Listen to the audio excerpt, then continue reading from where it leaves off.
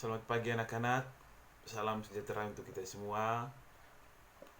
Eh, Salam berjumpa kembali pada pertemuan hari ini bersama saya Pius Athanasius Armin. Hari ini kita masih mempelajari materi seperti kemarin, yaitu tentang renang. Tapi pada pertemuan hari ini kita masuk ke teknik dasar renang, macam-macam gaya dalam olahraga renang, dan sarana dan prasarana dalam olahraga renang. Baik, seperti biasanya sebelum kita masuk ke materi, marilah kita awali dengan doa.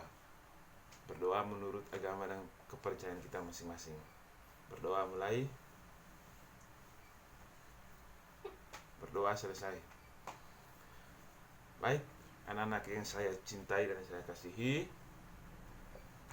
kita langsung saja masuk ke materinya, itu teknik dasar renang.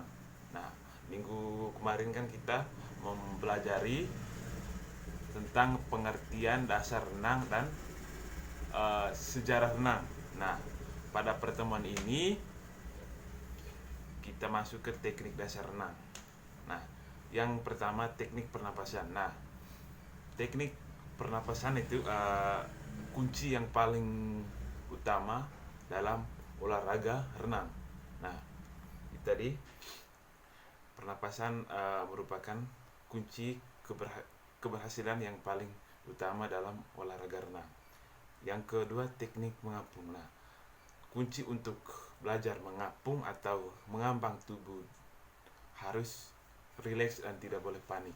Pokoknya harus enjoy, tidak boleh kaku. Nah, itu merupakan kunci untuk mengapung di atas air. Yang ketiga, teknik meluncur. Nah, meluncur adalah menggerakkan tubuh secara horizontal di bawah permukaan air. Nah, jadi tadi teknik meluncur yaitu menggerakkan tubuh secara horizontal di bawah permukaan air. Baik, itu 3 teknik dasar renang. Nah, sekarang kita masuk ke macam-macam gaya renang. Nah, yang pertama gaya katak atau gaya dada. Nah, gaya berenang yang satu ini dinamakan gaya katak karena gerakannya itu persis seperti gerakan katak saat berenang. Nah, gaya katak atau gaya dada adalah gaya berenang yang sangat populer untuk berenang rekreasi, tetapi juga sering digunakan oleh para atlet dalam sebuah perlombaan. Nah, yang kedua itu gaya bebas. Nah, sesuai namanya itu gaya bebas, tidak terikat pada teknik atau aturan dasar tertentu.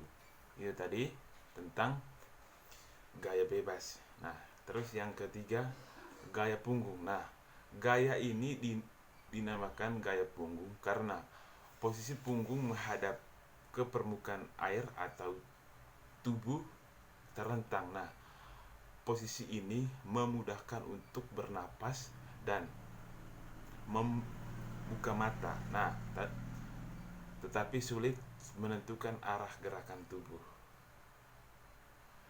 Itu yang ketiga. Sekarang yang keempat, yang terakhir itu gaya kupu-kupu. Nah, gaya kupu-kupu diciptakan pada tahun 1933 dan merupakan hasil pengembangan dari gaya dada. Nah, gaya renang paling baru ini termasuk cukup sulit dipelajari. Selain itu, untuk berenang dengan gaya kupu-kupu, Anda harus memiliki tenaga yang cukup kuat. Nah, baik, kita lanjut lagi masuk ke sarana dan prasarana olahraga renang. Nah, yang pertama itu pakaian renang. Nah, pakaian renang wajib digunakan baik oleh para pemula ketika berlatih renang maupun para atlet ketika berlomba. Nah itu tadi. Yang kedua, pelampung. Nah, pelampung ada yang berbentuk papan, ada juga yang berbentuk seperti ban. Nah, fungsi papan pelampung adalah untuk berlatih untuk berlatih meluncur di atas air.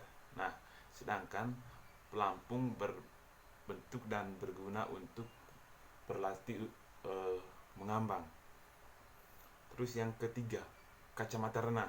Nah, kacamata renang berfungsi untuk melindungi mata agar tidak terkena air ketika berenang. Nah, sementara itu untuk perlombaan renang, sarana dan prasarana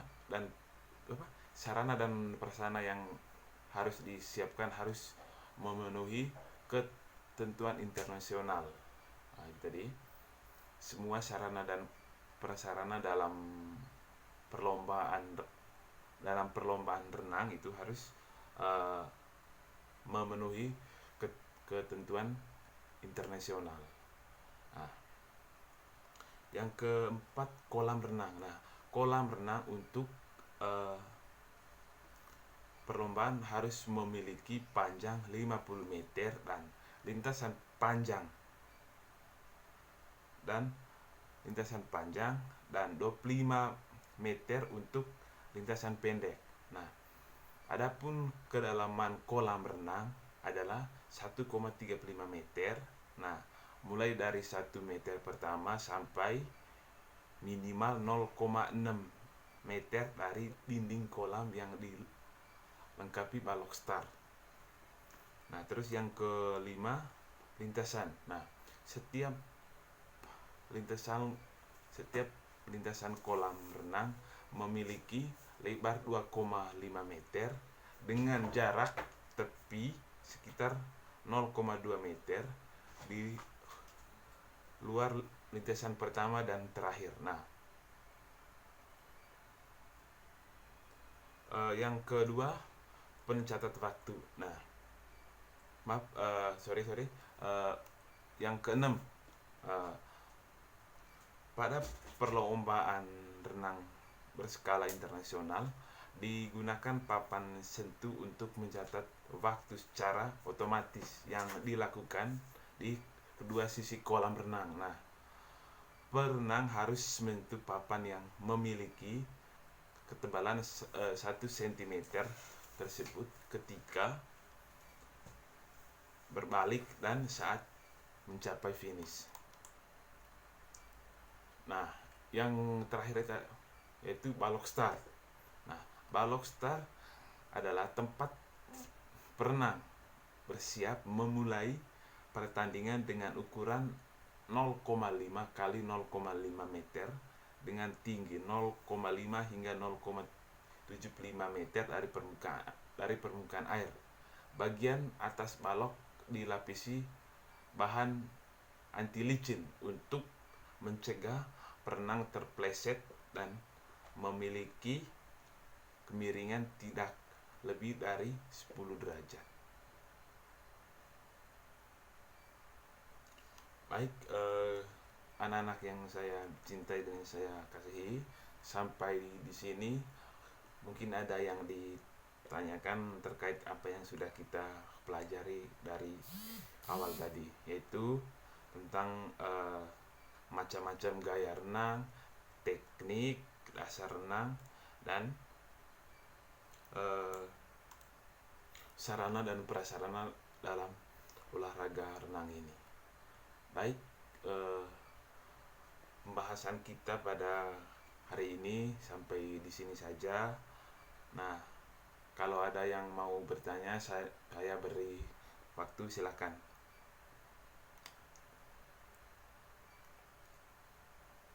Baik, kalau nggak ada yang ditanyakan, saya harap kalian semua belajar kembali materi yang sudah kita pelajari dari minggu-minggu kemarin, dari pertemuan kemarin, supaya apa yang kita sudah pelajari kalian masih ingat, kalian masih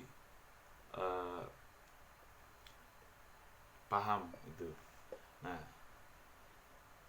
sampai di rumah masing-masing kalian itu wajib mempelajari kembali semua materi yang kita sudah pelajari itu. Baik, kalau ada yang kalau nggak ada yang ditanyakan lagi, kita tutup sampai di sini saja